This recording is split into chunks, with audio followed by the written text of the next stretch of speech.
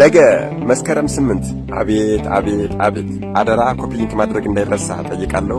ግብፃውያንን በ9 መቅሰፍትና በ10ኛ ሞተ በኩር በመምታት እስራኤላውያንን ነፃ ያወጣ ቅዱስ፣ የኤርትራን ባህር ከሁለት ከፍሎ ሕዝቡን በደረቅ መሬት ያሻገረ፣ ግብፃውያንን ግን ከነሰረገሎቻቸው በባህር ውስጥ ያሰጠመ፣ ለእስራኤል ሕዝብ መና ከደመና አውርዶ የመገበ፣ ውሃን ከጭንጫ ከዓለት ላይ አፍልቆ ያጠጣ፣ የእስራኤልን ሕዝብ በብርሃን ምሰሶ የመራና በሰባት ደመናዎች የጋረደ፣ ከልዑል እግዚአብሔር በተሰጠው ሥልጣን ጠላቶቻቸውን በሙሉ ድል የነሳላቸው፣ ወገኖቹ ግን በማመስገን ፈንታ ብዙ ያሰቃዩት፣ እርሱ ግን ደግ ቅንና የዋህ ነውና ያልተቀየማቸው፣ ይልቁንም ለእነሱ ብሎ ራሱን አሳልፎ የሰጠ፣ ለ40 ዓመታት የእስራኤልን ሕዝብ ሲመራ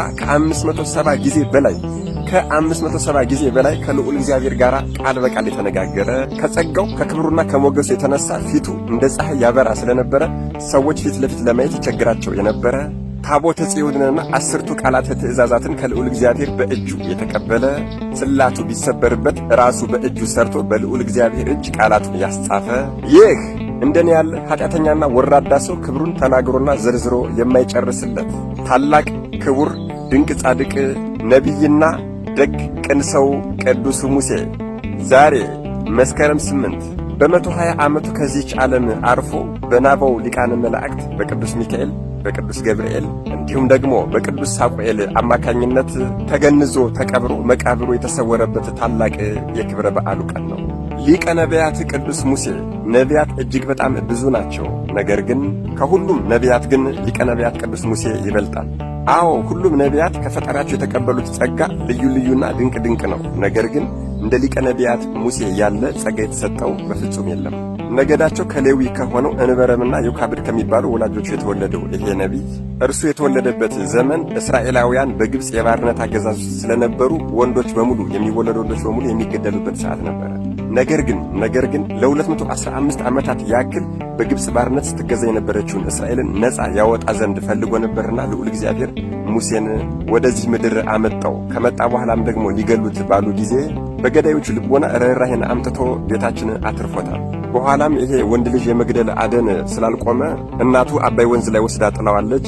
ተርሙት የተባለች የግብፁ ንጉሥ የፈርዖን ልጅም ወንዝ ገሏ ልትታጠብ በሄደችበት ጊዜ ቅዱስ ሙሴን አግኝተዋለች።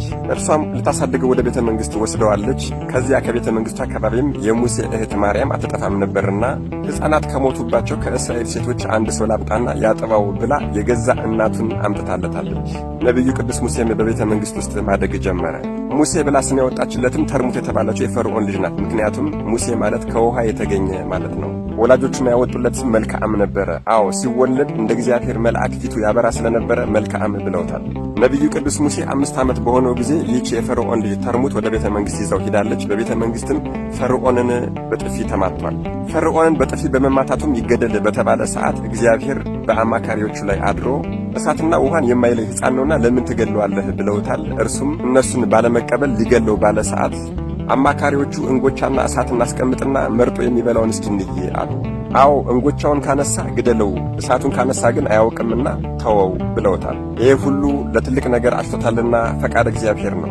በዚህም ሰዓት እንጎቻና እሳት አምጥተውለታል። ቅዱስ ሙሴም እንጎቻውን ሊያነሳ ሲል ሊቀ መላእክት ቅዱስ ሚካኤል መጣና እሳቱን አንስቶ እንዲውጥ አድርጎታል። ከዚያን ጊዜ በኋላ አንደበቱ ኮልታፋ ሆኗል ማለት ነው። በጣም የሚደንቀው ከዚህ በኋላ ነው። 40 ዓመት በሆነው ጊዜ የፈርዖንን ቤትና ምቾቱን ጠላ። አዎ የንጉሥ ልጅ መባልን ናቀ። አዎ ታላቁ አባታችን መምህር ቅዱስ ጳውሎስ እንደተናገረው አዎ በአሕዛብ ቤት ካለ ምቾት ይልቅ ከእግዚአብሔር ሕዝብ ጋር መከራ ሊቀበል ወዷልና። አንድ ቀንም ለዕብራዊ ወገኑ ተበቅሎ ግብፃዊውን ገድሎታል። በዚያም የተነሳ ወደ ምድያም ሸሽቷል። በዚያ በምድያምም ለ40 ዓመታት የካህኑ የይቶርን በጎች እየጠበቀ ኢትዮጵያዊቱ ሲጳራን አገባ። በዚያም 2 ልጆችን ወለደ። 80 ዓመት በሞላው ጊዜም ልዑል እግዚአብሔር በደብረ ሲና ተነጋገረው።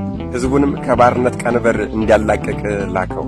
ነቢዩ ቅዱስ ሙሴም ከወንድሙ ከአሮንና ከአውሴ ወይም ከኢያሱ ጋር ግብፃውያንን በ9 መቅሰፍትና በ10ኛ ሞተ በኩር በመምታት የኤርትራን ባህር ከፍሎ በደረቅ በማሻገር መናን ከደመና እያወረደ በመመገብ ከዓለት ላይ ውሃን እያፈለቀ በማጠጣት ሕዝበ እስራኤልን ጠላቶቻቸውን ድል እየነሳ ነፃ አውጥቷቸዋል።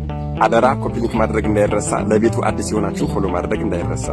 መድኃኔዓለም ኢየሱስ ክርስቶስ አስተዋይ ልቦናና ሰሚ ጆሮን ይስጠን።